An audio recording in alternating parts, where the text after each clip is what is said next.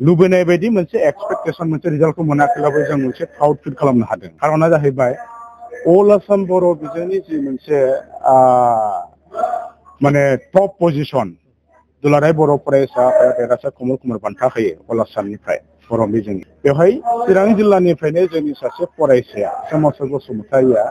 89% लानानै माने जाफुंसार जानो हादों बा टप पजिशनखौ बिथाङा दखल खालामनो हादों आरो बेनो बर' बिजोंनि बयनिख्रुइ बांसिन।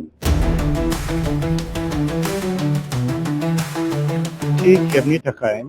चिरां जिल्ला दुलाराय बर' फरायसा आफादा बेंटल कलेजनि जि मोनसे अडिट'रियाम बेवहाय जोङो सानसेनि हाबाफारि लानानै जोङो जिल्लानि सिङाव गासै बे बोसोराव मेट्रिक पास जानो हानाय फार्स्ट डिभिजननि गेजेराव टप 10 जि मोनसे सायख'नाय बेखौ जोङो दिनै मान बावदों आरो बरायदों। बे बोसोराव गासै टप 10 पजिशनाव 11 जन फरायसाफ्रा मासि आवग्रिनो हानाय जादों आरो जोङो चिरां जिल्ला एबसु हिसाबै बे मान बावनाय हाबाफारिखौ जों फैबाय थानाय समावबो लांबाय थागोन। दिनै बाव गोबां फरायसाफोरनि नुजाथिनाय कलेज लेभेलनि हाई स्कुल हायार सेकेन्डारि लेभेलनि फरायसाफोरखौ लानाय जादों आरो बाव जोंनि सोलोंथाइजों नांजाबनानै थानाय प्रिन्सिपाल बिथांमोन फोरोंगिरि बिथांमोन आरो गार्जेन बिथांमोनखौबो लानानै जोङो आरो समाजनि मोजां सानग्रा जोंनि आफादफोरनि दैदेनगिरि बिथांमोननि जे मोनसे कपारेसन जों बेखौ लानाय जादों। जों आसा खालामदों जिबायदि मोनसे फिथाइ जोङो लुबैदोंमोन थांनाय समाव जेरै चिरां जिल्लाया जोङो अल आसामाव मोननै बोसोर 2023 आरो 24आव जोङो हाइस्ट मोनसे रेकर्ड खालामनो हादोंमोन कनजिकिउटिभलि मोननै इयार। नाथाय बे बोसोराव जों हायाखै, थांनाय बोसोरावबो हायासै। थांनाय बोसोराव अब्लाबो जोङो बिटिआर रिजनाव टप पजिशनाव मोनदोंमोन। खिन्थु एबार बोसोराव जोङो माने दुखुनांथाव जाहैबाय नाजाबाबो हायासै। गोबां खारन थागोन जाय खारनफोरखौ जों दिनै एक्सप्लेन खालामनायनि प्रयोजन जाबाय। जोङो बयबो गारजेन फोरोंगिरि आरो जों आफादफोरा जों बेनि सायाव दायथ' दङ बेखौ जों उननि समाव लांबाय थागोन। एबारहाय जोङो मा खालामनो हादों बाहाय जि मोनसे लुबैनाय बायदि मोनसे एक्सपेक्टेशन मोनसे रिजाल्टखौ मोनाखैब्लाबो जों मोनसे प्राउड फिल खालामनो हादों। खारना जाहैबाय अल आसाम बर' बिजोंनि जि मोनसे माने टप पजिशन दुलाराय बर' फरायसा आफादा देरहासार कमल कुमार बान्था होयो अल आसामनिफ्राय बर' बिजोंनि। बेवहाय चिरां जिल्लानिफ्रायनो जोंनि सासे फरायसाया सोमावसार बसुमतारिया 89% लानानै माने जाफुंसार जानो हादों बा टप पजिशनखौ बिथाङा दखल खालामनो हादों आरो बेनो बर' बिजोंनि बयनिख्रुइ बांसिन। बिथाङा एक्सुवेलि प्राइभेट स्कुलनिफ्राय फैदों, जोंमा रेसिडेन्सियेल बड' मिडियाम फरायसालिनिफ्राय, बे प्राइभेटनिफ्राय आरो गुबुन मोनसेखौ जोङो गोजोन बावदों जिहेतु सरकारि स्कुल दं जोंनाव बर' बिजोंनि, सरकारि स्कुलनिफ्रायबो जोंनि चिरां जिल्लानिफ्रायनो अल आसाम बर' बिजोङाव हाइस्ट नाम्बार मोननो हादों। बिथांनि मुङा जाहैदों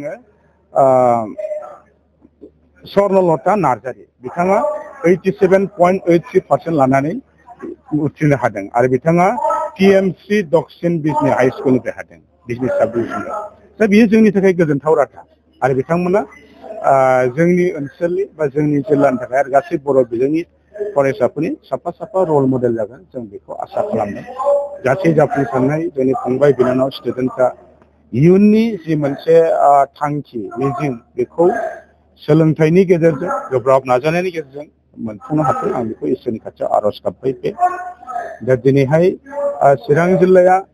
गासै रिजाल्टनि जे मोनसे स्टेटास बेखौ नायोबा जोङो एसे गाहायावनो फैदों आरो गाहाय फैदों होननानै जोङो बेबायदि फ्रास्ट्रेसन जानायनि बाथ्रा गैया। जोंहा दायथ' दङ, जों आफाद हिसाबै बेनि गासै सलुसननि बाथ्राखौ लानानै मेजारमेन्टनि माखासे बेब'स्थाखौ लानानै जोङो फैबाय थानाय समाव जों मोनफ्रोमबो फरायसालियाव जों भिजिट खालामगोन, फोरोंगुरु बिथांमोनजों जों रायज्लायगोन, गामि गामि थांगोन, बिमा बिफाजों रायज्लायगोन, फरायसाफोरजों जोङो रायज्लायगोन। जोङो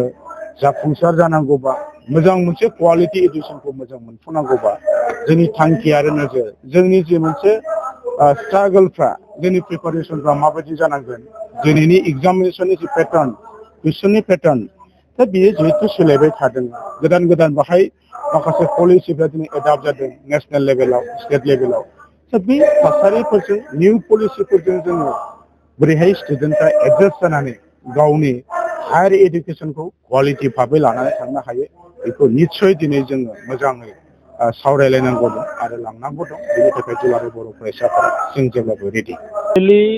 दुलाराय बर' फरायसा आफादा दिनै जि जोङो फरायसाफोरजों बोसोरफ्रामबो जेब्लायबो सोलोंथाइखौनो जोङो गुदि खालामनानै जोङो जि मोनसे आफाद हिसाबै जाथि दानायनि जोंनाव जि मोनसे दायबद्धता दं जोंनाव दायित्व दं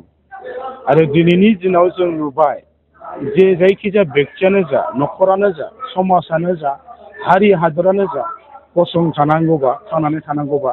सोलोंथाइनि बाथ्राखौ जों गारनानै जानाय नङा दा बेनिखायनो सोलोंथाइखौ लानानै दिनै दुलाराय बर' फरायसा आफादा मोनसे गिबि जों मोनसे इनिसियेटिभ मोनसे मिशन प्रजेक्ट लादों जे जोङो बर' स्टुडेन्टफोरखौ दिनैनि जुगाव गावनि लाइफखौ सेटेल खालामनो प्रफेसनफोरखौ जों थिग खालामनांगौ थाखाय जोङो सोलोंथाइखौ लानानै थागोन जोंनि समाजा जोंनि गार्जेना ससाइटिया सोलोंथाइनि सायाव बे लेभेलसिम सांग्रांथि गैया बेनिखायनो दिनै दुलाराय बर' फरायसा आफादा गार्जेनफोरजों थानानैबो जों सोलोंथाइनि सांग्रांथिखौ होदों फरायसाफोरखौ लानानै दिनैनि जुगाव केरियारनि बाथ्राखौ लानानै जों सावरायदों क्वालिटि इडुकेसननि बाथ्राखौ लानानै सावरायदों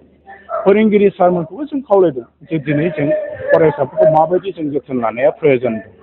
सोलोंथाइनि फारसे जों माबायदि जोंहा दायित्व दं समाजा बे बाथ्राखौ जों सावरायदों दा मानोना सोलोंथाइखौ लानानैसो जोङो बै इयुननि सिमांफोरखौ बेक्ति फरायसाफ्राबो लांनो हागोन न'खर समाज दानायाबो जागोन हारि दानायाबो जागोन आरो बेनि थाखायनो जों दुलाराय बर' फरायसाफोरा जों समाजाव सोलोंथाइनि फारसे जेब्लायबो जोंनि जि इनिसियेटिभ जोंनि जि मोनसे बेबस्था बियो लागातार थांबाय थागोन